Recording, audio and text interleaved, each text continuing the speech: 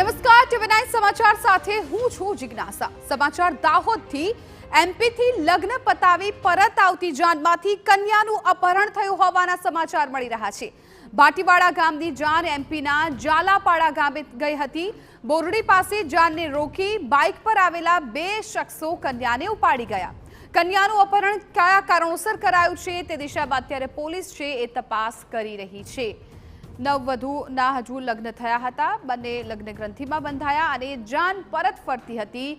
એ સમયે કોઈક બાઇક સવાર છે એ આવે છે અને આ કન્યાને લઈ જાય છે। અમારા સંવાદદાતા પ્રિતેશ પંચાલ વધુ જાણકારી આપી રહ્યા છે। પ્રિતેશ,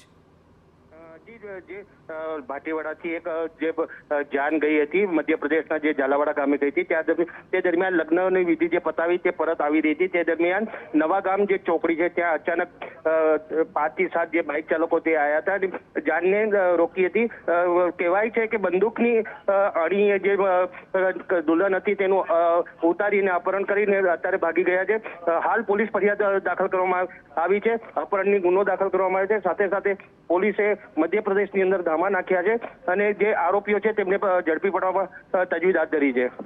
બિલકુલ પ્રિતેશ, આભાર સમગ્ર માહિતી બદલ। તો હાલ પોલીસે આ મામલે તપાસ છે શરૂ કરી છે। કયા કારણોસર આ જે કન્યા છે એ ગુમ થઈ છે એ જોવાનું રહેશે। અપહરણ કરવામાં આવ્યું છે કે પછી કોઈ બીજું કારણ છે એ દિશામાં અત્યારે પોલીસ છે એ તપાસ કરી રહી છે।